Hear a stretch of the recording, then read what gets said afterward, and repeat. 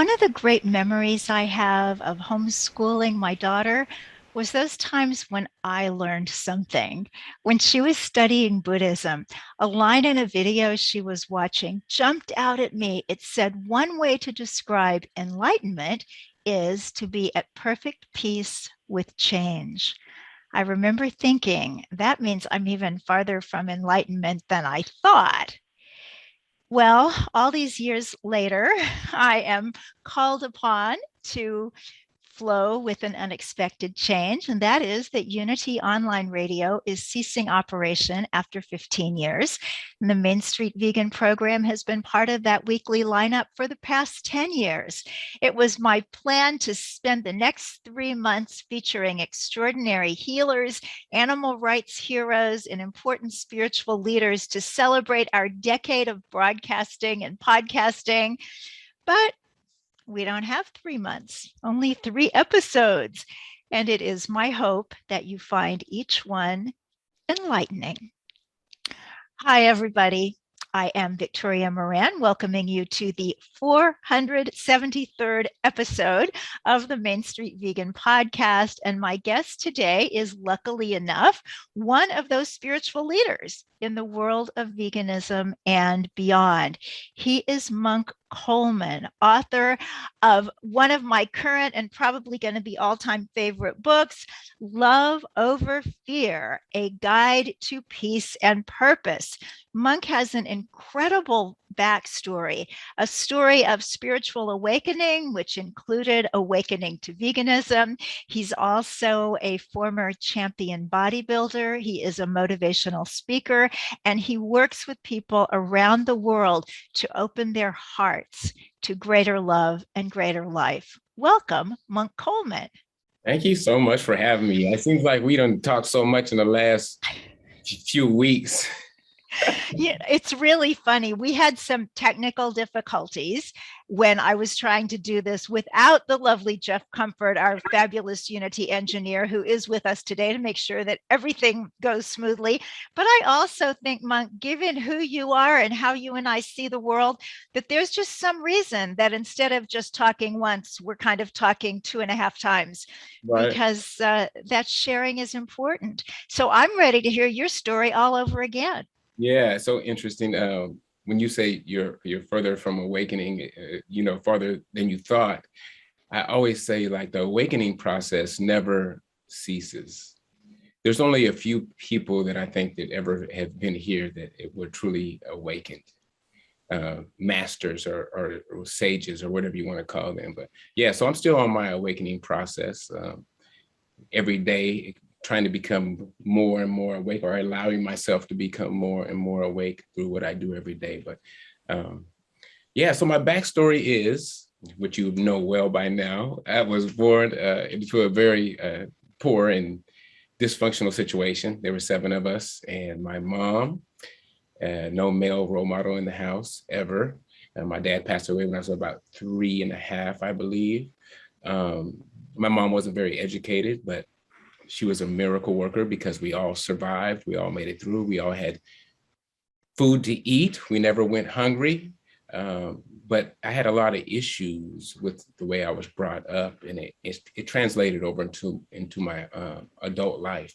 I didn't know it really was translating into my adult life, but it was. But so when I was younger, I had a real, let's say, 5 years old, 6 years old, I had an anger issue. I had an anger problem. And I don't know if that was from my dad passing away or whatever, but I had anger issues. So we were made to go to church every day. And I had these anger issues, and I used to steal and fight and do things like that at a very young age, until I got to the point where at church, I understood the repercussions. I understood the punishment for acting the way I was acting. And I straightened up my act. And most people would say, well, that's great. You straightened up your act. You started to act and you started to behave. But I did it out of fear. So I changed my ways because I was afraid of what was going to happen if I didn't. But eventually I was fully on board. Initially it was out of fear, and then it was out of indoctrination. So as I started to get older, I wanted the message that I was hearing in church, I wanted to help save other people as well. And give them this fear-based story so they would change like I changed. So it got to the point when I started to develop as, turn into a grown-up, and I started to have these feelings for the opposite sex. Some of the rules that were put in place at the church, I just really couldn't go by anymore. So I figured if I'm going to break one of these laws, I'm going to go to hell. So I might as well break them all. So I went from being a church dude into selling crack within a 1.5 year time period. Not only selling drugs, but drinking and being violent and everything that comes with that lifestyle. So I was living out the programs. Like I said, I was programmed at home with the church, but also seeing dysfunction at the house. I lived out the church. Now I'm living out that other part of that dysfunction. And I did this for a long, long, long time. I had a couple of times where I knew I was going to go to prison and it didn't happen. They missed the drugs, they missed the gun, whatever that was, they missed it. And I thought I was being, I thought I was dodging bullets and I was being, having some good luck. But I think really taking that trip to prison, because everybody else I know that I used to hang around with, everybody went. I thought maybe it would give me some time to reflect, looking back on it now, instead of avoiding prison and being in my own prison within my own self. So they were in there taking a break from this lifestyle, and I was outside still drinking every day, still partying every day, still taking all these chances every day. So looking back, I thought maybe that would have been something good for me. But going forward, all this lifestyle really started to progress, and I started to drink more and more and more. And I used to go out more and more and more. And I had to move locations from where I was because I didn't want to go to prison, and everybody I know was going to prison. So I just changed locations, and I kind of almost changed my identity a little bit as well, because now I'm not messing with the hard drugs. I'm just selling weed at this point when I come to Oakland, and I turn into like a party guy. I'm the weed guy. I'm the party guy. I hang out at the bars. I drink. I go to clubs, and that's what I do.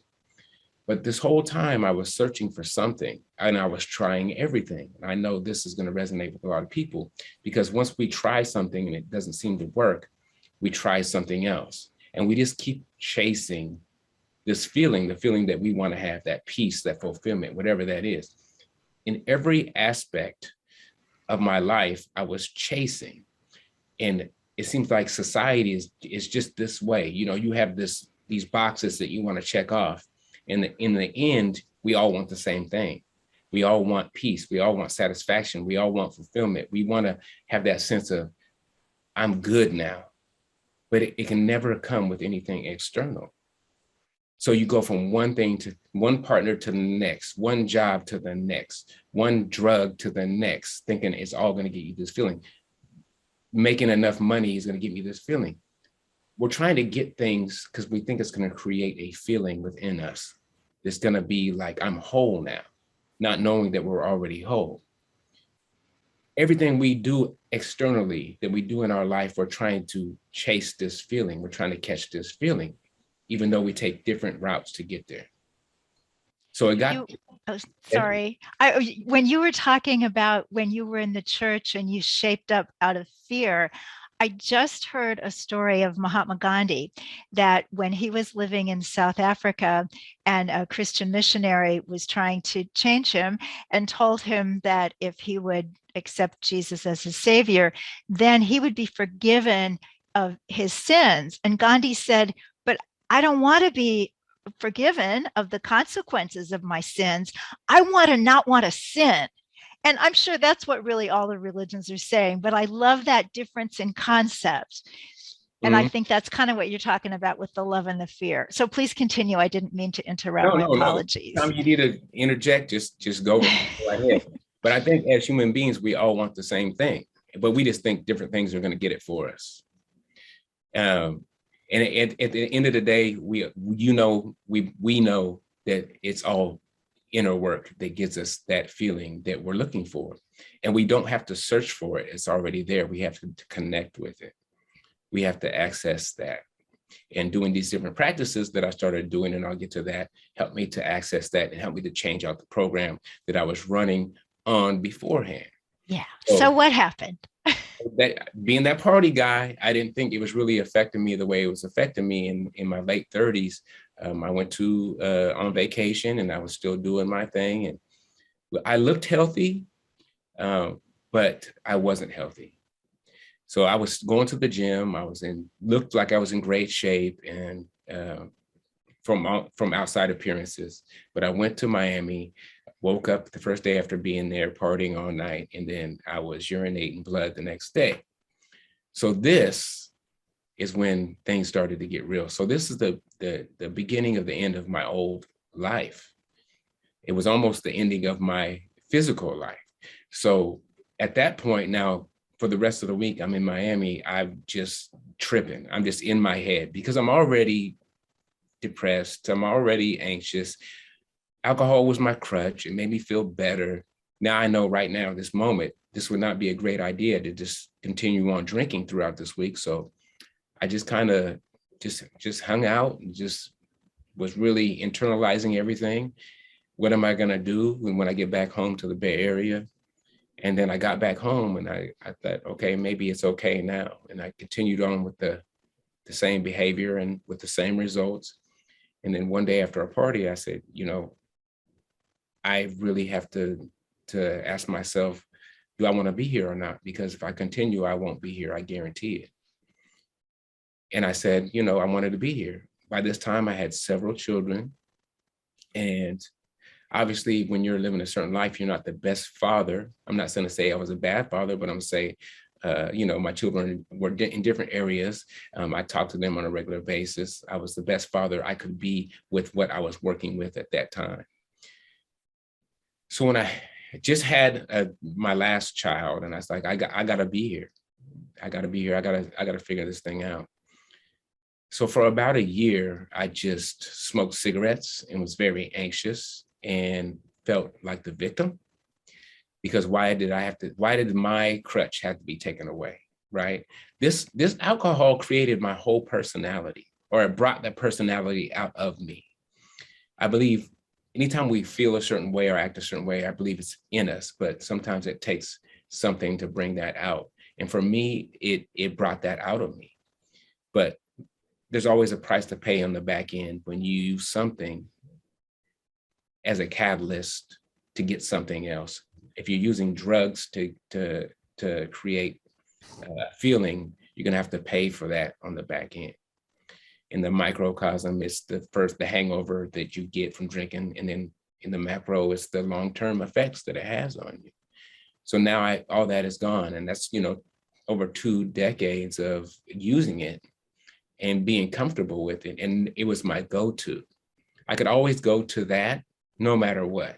It was really like my best friend at the time. So after that happened, like I said, it was about a year, and I still like, man, this is tough, but I'm doing it. I didn't even seeking out like a AA or anything like that. Didn't even cross my mind. Like it didn't even think about it, not one time. I was like, I'm going to do this on my own, and I don't know how I'm going to do it, but I'm going to try.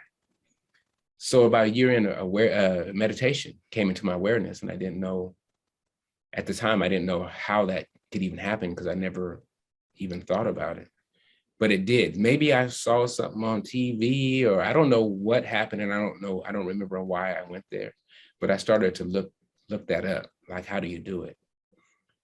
And what I looked up, it was like basically, just get still, see what comes up, just watch it. Like be the watcher is basically the message I got when I looked it up. And I said, okay, well, let me try that.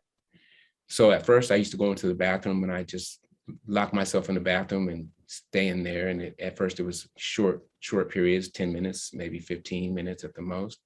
And I can continue to do that consistently. Day after day, I might have missed a day here or there, but I just noticed when I was consistent, it was a little bit of a lighter day, a little bit of a better day, I would say.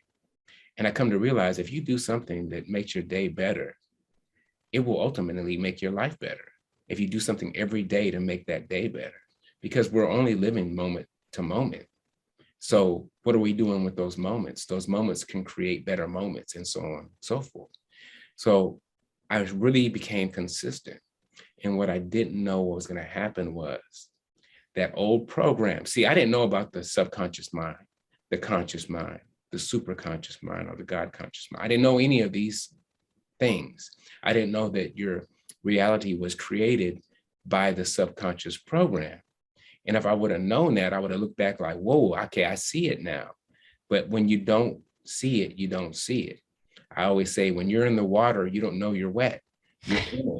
You're fully submerged. There's no, you can't see the separation. You just think it's life. And I just wrote a piece about depression. And it's like, when you don't know that you're living in a certain situation, when you don't know you're depressed, when your life always looks a certain way, how can you even compare it to anything? You just think it's life. Like when you don't know you can feel better, you just think that's what it is. And I think this is really the problem with a lot of people. They don't know how, if you don't know what a healthy relationship feels like, if you've always had the same type of relationships, how do you know you're in a bad one? So how do I know I'm in a bad program if this is the program I was always running with? I just maybe thought life sucked. I didn't know it could get better. So going forward, it started to change out that old program for a new program. And I didn't know what was happening at the time, but I started to feel different. And then when did the vegan thing come in? I'm getting there. So Okay. I started to feel different. And I started to feel different about myself, and I started to feel different about other people. I started to have more compassion, and I became more empathetic. So about 3 years into that, I'm sitting there eating, and I'm eating at a restaurant. It's a meat-based restaurant, but they had one vegetarian thing on there, and there's a vegetarian omelet, and I ordered that. And I didn't order any type of meat with it. And my friend goes, "Are you a vegetarian?" And I just said yes. So this is when I became a vegetarian. And I didn't know why, and I thought it was really odd, but I knew I wasn't going to eat meat anymore. So this is the subconscious that I was talking about. This is what brought that up and that answer out of me, brought it to my conscious awareness, which then I acted on that thought. Yes, I am a vegetarian. So after that encounter, I went outside and I started Googling stuff because I knew I wasn't going to eat meat anymore. So I started Googling. At this point, I was 3 years sober. And I Googled bodybuilding, vegetarian. And then I also Googled, why did I answer the question that way? Because it was kind of mind blowing to me. It was like someone else answered that question. And it was so weird to me that, like, why did I say that? But why do I know it's still true? So what it said basically was I was making a connection. So the story that I had created, or was created for me, that I said yes to, was now beginning to crumble. And the boxes that I had everything in began to fall apart. So now, instead of just making a connection to the animals we feel that are important, I was making a connection to all living beings that had ability to suffer. And I was ready to make that next step. So once I read that, I was like, okay, that makes sense, because I couldn't kill an animal anyways. Even when I was eating meat, I couldn't actually, if you said, go kill this cow or you don't get a hamburger, I'm just not going to eat a hamburger. So inside, I already knew that it wasn't aligning with my spirit. I was just so disconnected from it that it didn't matter. I didn't see the process. When it came to the table, it didn't look like anything. And I was conditioned to eat this way. So now I was making this other connection. And then from that point on, I was just like, okay, eggs is just eggs, no harm done there. Milk is just milk, no harm done there. And then I seen a video on both of those things. And immediately, like, mind blown, right? I was like, wow, like I didn't know. They do such a great job keeping all this information from us that they want you to remain in the matrix on all different levels, right? They don't want you to know about the food system. They don't want you to know about your connection to the higher source. They want to dumb you down with what they give you. They want to keep you drunk and eating bad food and fluoride in your water and everything else they do to keep you from not connecting to that higher self and really doing what you came here to do. So now my mind is blown. And I was like, this is crazy. And then I was like, and then further down the rabbit hole, oh, the clothes. I'm wearing skin right now. Oh, the clothes. I never even thought about it. Never in a million years did I think about it. Now my eyes are wide open. Now I'm seeing it everywhere. So I got rid of all my clothes. I got rid of all my shoes. I put them in the trunk, took them down to this my old neighborhood in Oakland, and me and my wife handed out bananas, oranges, and I gave everything away. And that's when I was like, yeah, there ain't no turning back on this. I mean, this is crazy. And But were you actively bodybuilding at this time? no, no. I Was that didn't, going to come, was that before or later? that was later. I was in the Okay. gym. So I was lifting weights and I was doing my thing, but I didn't start competing until I was 46 As a vegan. as a vegan. Wow. Yeah. So I stopped eating meat at 42, I believe. Right. Because yeah, so I'm 52, 10 years ago, about 10 years ago. And I didn't compete until I was 46. And you're a three-time champion, Yeah, three-time yeah. national natural bodybuilding champion. I love it when people will say, yeah, those athletes, they built the muscle before. No, they didn't. They built it and did it all on the plants. Yeah, That's so yeah. great. We on well, she used to be on the team that I'm sponsored by. She was vegan from birth, Mm, Jahina, and she is ripped and got size. So I mean, we all know that the biggest, strongest, oldest animals on the planet don't eat meat. So how right. it's just like it's common sense, but they don't want us to think like that. They want us to think that, the more meat, the better, because the industry is the one that's pushing these narratives. Right. So, what advice would you give to somebody? And I'm noticing we only have 3 minutes, so we can carry this over into the second section. But somebody who might be listening who's got an addiction going on, or they're just like, oh my gosh, I can never stop eating meat. What would you say to them? You have to learn yourself, right? You can't look at something and say, this is something that I need to change. The change has to come from within. It can't be a surface change. And this is why so many people cannot stick to the script when it comes to getting in shape or changing their diet or whatever. The reason why they're doing it, you have to be transformed, like literally transformed. You have to let go of that old story completely and align with who you really are. And if you do that, then your life, your life is gonna look like love for yourself and for others. Your So life can look like love, and you don't even have to be born as a canine. that's right. I'm just saying, when your life looks like love, everything you do is gonna look like that. So your diet's gonna look like love, like how you treat people, how you treat yourself, right?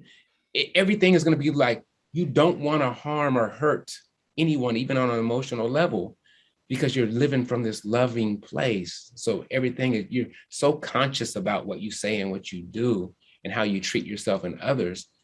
Your life is just gonna naturally gravitate that way. Wow, that is really beautiful. So let's just pause here. I'm going to make a couple of announcements that I would have made afterwards, just so that we'll be right with the timing. With only 3 episodes left, and so many wonderful people were scheduled with their wonderful books. So, of course, I hope everybody runs right out and buys Love Over Fear by Monk Coleman, who is also known as Monk Eternal. That's where you'll find him online. But I wanted to recommend a couple of other books of people who would have been on the show if the show were going to last longer. And one of those is the Chakra Cookbook by Annika Pannotsky. And one reason I love this is because 10 years ago, if there had been a chakra cookbook, it wouldn't have been vegan. would have probably been vegetarian. But the idea that veganism is now getting in there in the yoga world and all these other places, and the recipes are gorgeous. So if you or somebody on your gift list is into yoga and chakras and things, let them know about this. And also 101 Ways to Be Young at Any Age by Bob and Fran Gurman. They have really big YouTube presence on the Plant-Based Network on YouTube, and they're just delightful. They're in their 80s, and you would think they were 18. So we'll put all that information, of course, about Monk Coleman, Monk Eternal, on the show notes at mainstreetvegan.net, and the information about these other books too. And right now, listen to these messages, please, and be enlightened by Unity Online Radio. We'll be right back.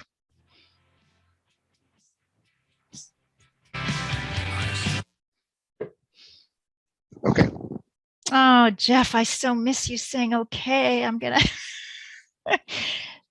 Jeff and I have done this show every Wednesday afternoon for 9.5 years. And then we started doing this Zoom thing just in January. And now we're going to break up. What are you going to do, Jeff? I don't know. You're still recording, by the way. Oh, I am. You can make it go away, right? No. Of course you can. Motivation. Unity Online Radio, the voice of an awakening world.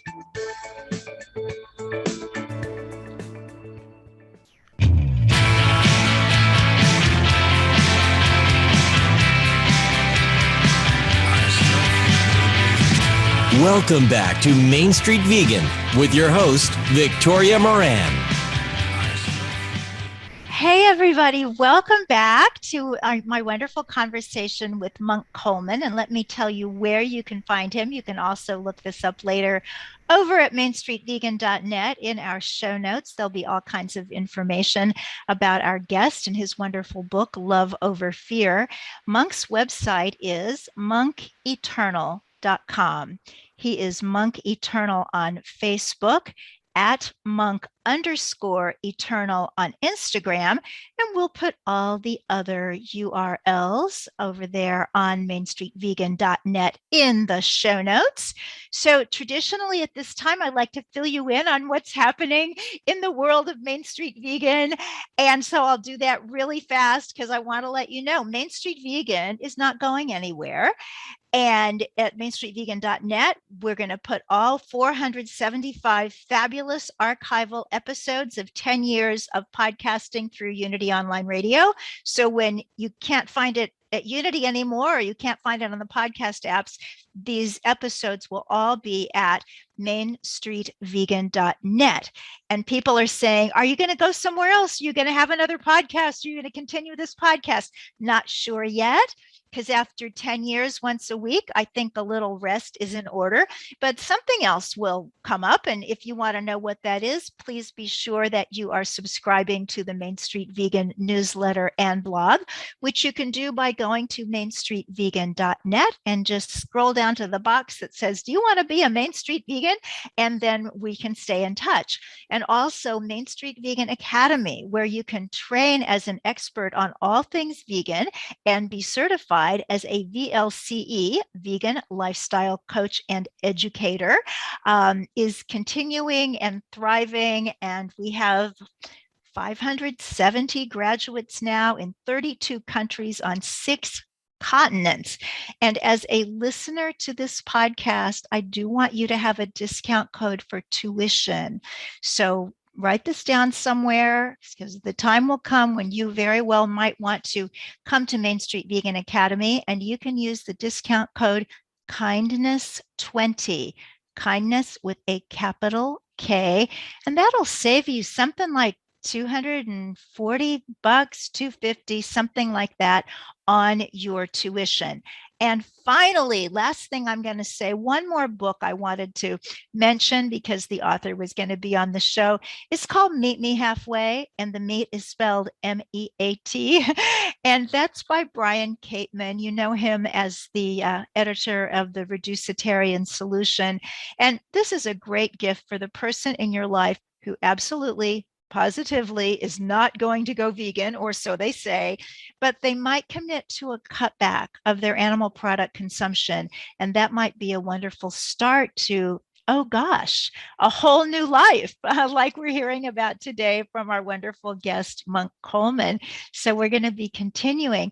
So Monk, talk to us about the world as you look out there, and you see we got war and we got people unable to have conversations with each other. So you've got this beautiful, calm inner presence. And then we all have to go out in this world of tumult and upset. What do you do with that? Well, I think it's so important that every morning we prepare ourselves for that. For me, it's going through meditation and gratitude and affirming what I want from the day.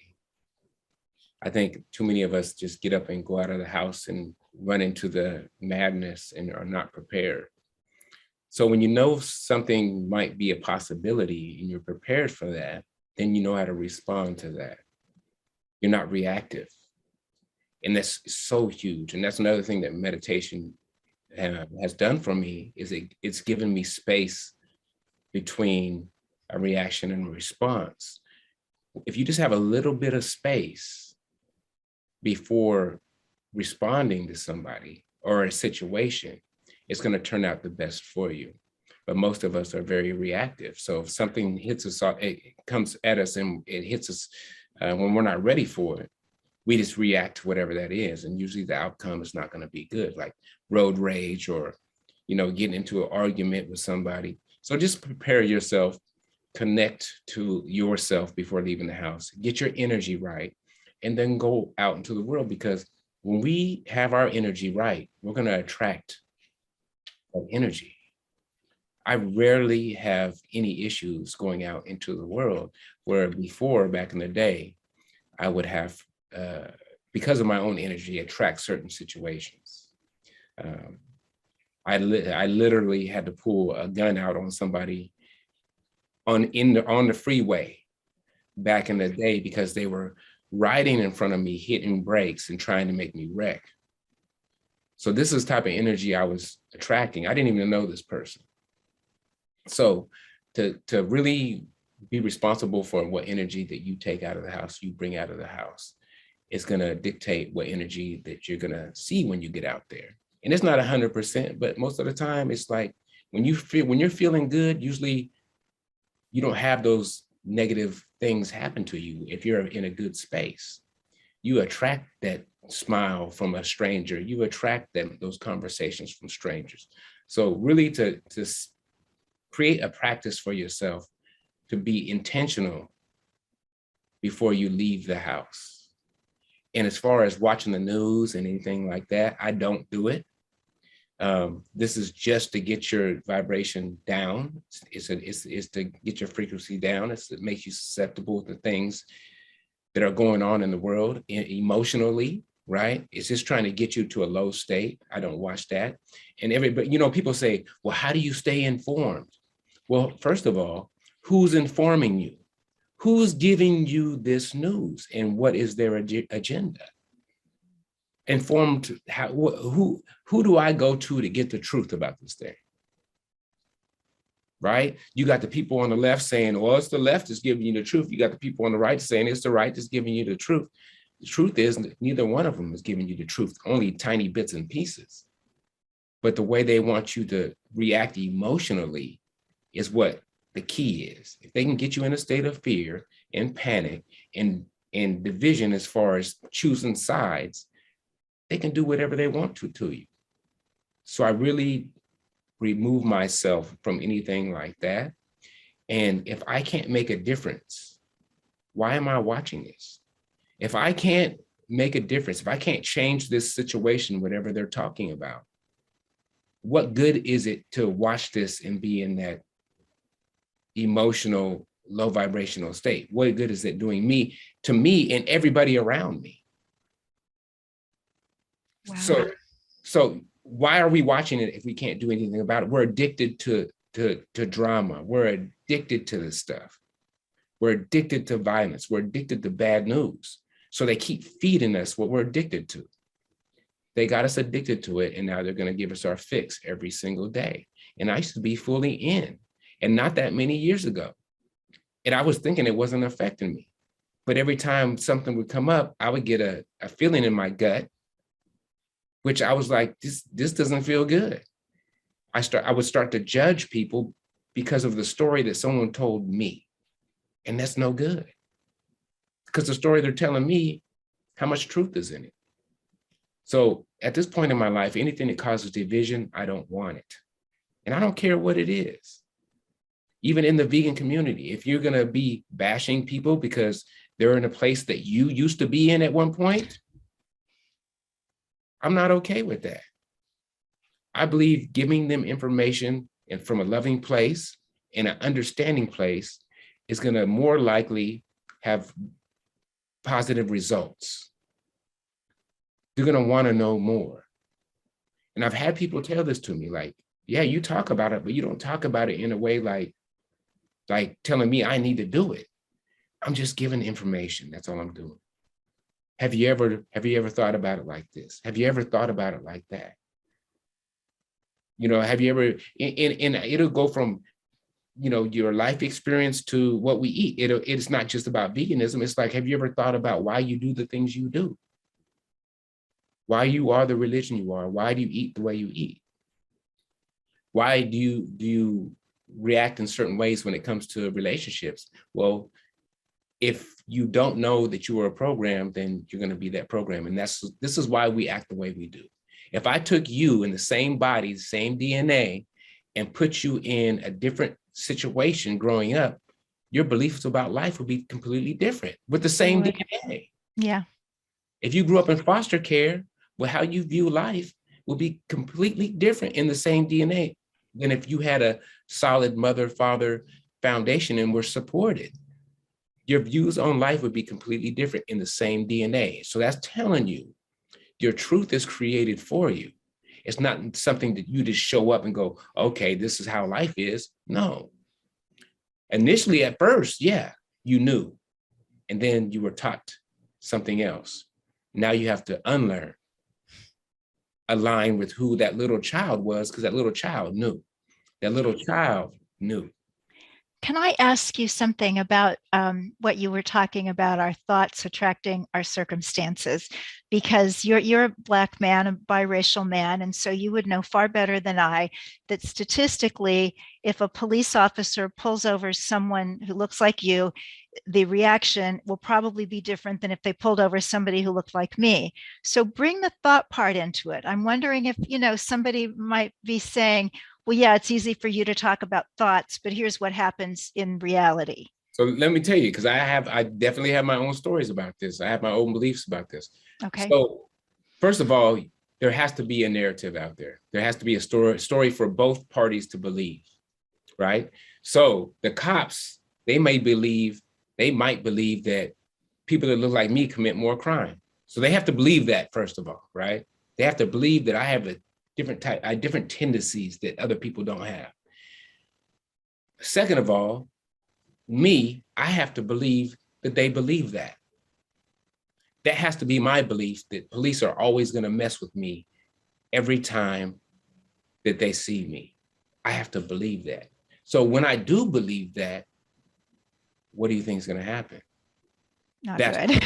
That's the thought part. You're creating this by believing this story. Now, I'm going to tell you what, and people are like, oh, that's a bunch of BS. Well, I'm going to tell you something. Now, every time I see a police officer, I don't have that gut fear feeling anymore. I don't have that they're going to pull me over thoughts that come through my mind. They're not there anymore. I actually, when I see police officers, I send them love and maybe some understanding that they might understand that everybody are individuals and everybody has their own story, that they might be able to see that they might be profiling people according to the way they look. I've actually had conversations with police, and I never would have conversations with police before my life changed, never, because they were always, I was always in handcuffs. I was always this, they was always looking at me crazy. You know, if you want to believe something, you will find it. If I believe all police are this way, I will look for that in all police. If I think that all women are a certain way, this is exactly what I'm looking for in all women. And you will make it true. I will see it if I want to see it. So now that I believe that we're all from the same source, we're all that spark, that divine spark, we're all from whatever God you choose to believe in, we're all from whatever that is. So now I look at you as my brother and my sister, and I don't care what occupation you have. I know beyond that, even if you're not aligned, right? Even if you're acting out of character, I know that that's a story. So for one, I'm not going to take it personal. So when I throw my stuff on top of your stuff, it just creates more negative stuff. But if I throw my love on top of your stuff, it can transmute that, whatever that is, that story. Love is the ultimate alchemist. Love is the only thing that can transmute anything that's dark or low frequency. You can't throw dirt on dirt and expect to be clean. You can't do that. It's impossible. So when I feel like I'm being attacked and I throw that same attack back on that person, our energies just combine and it escalates. And this is how people just get into arguments that end up becoming physical. Because I'm throwing certain energy at you, you're throwing it back at me, and we just keep going back and forth. And then before you know it, we're physically hurting each other. But what if one of those people would have been, hey, I sincerely apologize. My bad. Do some love on that. Yeah. Quickly just dissipate. It would just disappear. Yes. That's like why. Go ahead. There used to be an old saying, like back in the 60s, what if they gave a war and nobody came? And, you can think about that in terms of a lot of kind of confrontations. What if we just don't show up? What if we just don't engage? Yeah, you have to agree to it. You have to have a story for one. And then you have to agree to whatever they're telling you to do. So you create a story like 9/11. You create a story, get everybody emotionally involved, right? Emotions are powerful. So if you get everybody emotionally involved in directing that emotion towards one group of people, then you can go in and slaughter that group of people, whether there's kids and women and everybody else is there. And the person that's emotionally involved will not feel anything about it. Right? So this is what happened in 9/11, right? Get everybody so mad at a religion that anyone you kill from that religion, you feel is justified. Same thing that happened in World War II with Hitler.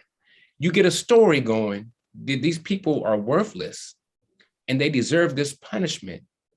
Then when they slaughter them, it's okay. So you have to have the emotion involved with the story, and then whatever treatment is done, just like in America, when you have a story about what Black people are or what they're all about, we're always portrayed negatively in news and everything else. They show us looking a certain way. They don't show us as doctors and lawyers and professional people. They always show the worst situations when it comes to us. So when something happens to us and the police shoot us, it's not that bad because the story they have in their head, because of the story that was given to them, makes it almost justified. Like, yeah, okay, it was bad, but it wasn't that bad. Because we're being brainwashed.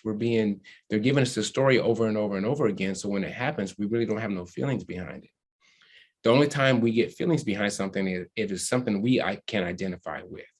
So if you were to have a Black child, right? Now it's different because you're totally part of this thing now. Now when you see it, it's like it hits you emotionally, like this is wrong. But what if you never had a Black friend? What if you never even been around Black people at all? And the stories that you're seeing on TV are that they're violent, they're this, they're that, and the other. Do you think you're going to feel anything if one gets shot in the back? No, not so much. They didn't feel anything for the Jewish people when they got slaughtered because the story was out there saying that they're not worth life.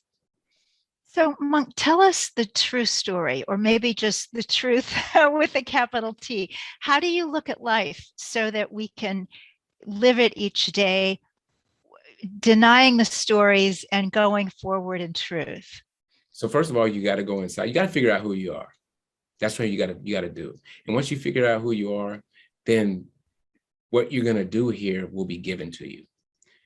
Once you align, what you're going to do here is going to be given to you. And if it doesn't look like that helping either directly or indirectly everybody on the planet, that's not your purpose. That's not your purpose. My sole purpose is to be here and to be of service, not only to everybody else, but also, of course, to myself. Because when I take care of myself, I'm better able to serve. So, you know, when they say in the plane, if the mask comes down, put it on yourself first, it's self-healing that needs to take place. When you start that journey, everything changes. Because when you heal, you start to become the person you came here to become. And from that place, then your occupation may change, but definitely the way you treat people and others may change. And your outlook, like, what am I here for, is going to change. If you're here strictly to get money and get things, you're going to have a rude awakening when you get that money and them things, and it doesn't bring you anything. And I think even in the Bible, when they say, you know, there's certain stories where they say, drop everything that you own and you're rich and come with me. Drop everything. It's like you have to not be attached to these things. These things, it's okay to have things, right? But they have to have their place. Things are things. And whether they come or whether they go, shouldn't be really that big of a deal, right? You need your basic food, shelter, you know, clothing, that stuff. But other than that, they're just things. And we put too much importance, especially in America, we put too much importance on things. Everything's things, like what kind of clothes you got, what kind of house you got, what kind of clothes you wear. And I used to be there. But you know what? It seems like it's so ridiculous to me now. Like a name brand, whatever. It's just like, are you serious? At the end of your life, you're going to know none of this was important. But we don't want you to wait till the end of your life to know that none of this is important and that you're chasing this your whole life. And then all of a sudden your life is not here anymore. And then you figure it out at the last minute. We can do that right now. We can heal right now. We can align right now. We can be that light right now. We can remove the blocks that's stopping us from doing what we came here to do, and really realize and really live our full potential. For 38 years, I was just floating around. If you feel right now that even though you have everything and you seem to have everything that you ever wanted and you're not fulfilled, that means you're not doing what you're supposed to be doing. That's all that means. It's so interesting how, you know, you come from your interesting spiritual awakening, and I'm kind of translating it into what I'm studying so much now in the yoga tradition. And that when you talk about doing what you came here for, you know, that's what we call your dharma. It's like your soul's assignment. And you know when you're doing it because things go easily. And then about all the stuff, there's a word, it's lila, which translates as God's play. You know, nothing wrong with it. You know, it's cool to like go to the amusement park and ride the roller coaster, but it's play.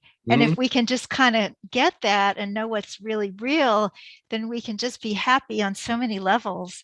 So I'm happy that you wrote this book, Love Over Fear, A Guide to Peace and Purpose. And I would like to know in our last 4 minutes why you wrote it and what's your favorite part. Well, my favorite part, it would have to be the love section, of course. I just really think we're here for the soul's expansion. We're here to learn. This is a school for us. And when we're really a good student, it has to do with love, because God is love, in my opinion. And when you're more connected to the source, then your life is going to look like it. But the love part is, of course, my most important, because I think my opinion, we are love. The only time we are not love, we don't feel love is because we're out of alignment. When we're in alignment, we feel love. That's our vibration. That's how we're rolling. But I wrote it because I listened. I wrote these 10 things down, these 10 principles. I shelved it. I was going to talk about it, but I decided not to because I've never written anything down to speak before. So I said, I can't do this. I'm just going to put this aside. It doesn't seem right. I want to speak from my heart. So that's what I did. But about a year later, a video came up and said, well, what are you giving your audience when you speak? And I was like, oh, those 10 things, let me go find it. I had to search through all my books, my notebooks and stuff to find it. And I found it. And I felt so inspired. And I was like, this is it. I'm going to write a book about these 10 things. And that's how it happened. That's very cool. Well, you jump out of the book. It's wonderful. It's like having a conversation with you. And some of these 10 things, the love factor, of course, is first, an attitude for gratitude, be still and know, stick with it. That's what's interesting. Give us a minute on stick with it. Well, stick with it is about being consistent. So if I wasn't consistent with my meditation practice, I wouldn't have evolved like I have. So anything you do, whether it's going to the gym, if you fall off, don't make that an excuse to stay off. Get back up, continue, right? When you start doing something, you can do one thing every day that changes your life. Do that. You miss a day, that's fine. You miss 2 days, that's fine, but don't make it an excuse to stop. Keep going. You have to have consistency in your life. You got to stick with whatever you started. Look, it wouldn't have came across your awareness if it wasn't there for you. You can always move, shift, and pivot. But I'm saying, when it came, it came. All our thoughts, they're not there on accident. And what we do with them and how we move with them is up to us. Cool. And what are you up to? 30 seconds. And where can we find you? Monkeytunnel.com is a website. And I just came back from a vegan street fair this weekend in LA, and it was amazing. And I'm just coaching, do transformational coaching and public speaking. And I spread love. That's what I do. I'm a professional spreader of love. That's what I do. Oh, that's lovely. You should probably put that on your tax return, and then the people at the IRS could get uplifted too. Right. Thank you so much, Monk Coleman, Monk Eternal. And thank you, listeners. I'm just going to be thanking you all over the place the next couple of episodes because I won't get a chance in this format again. But, God gives us opportunities and life gives us formats. So we'll see what's coming. And thanks one more time to Unity Online Radio and to you, the listener. God bless you. Eat your veggies.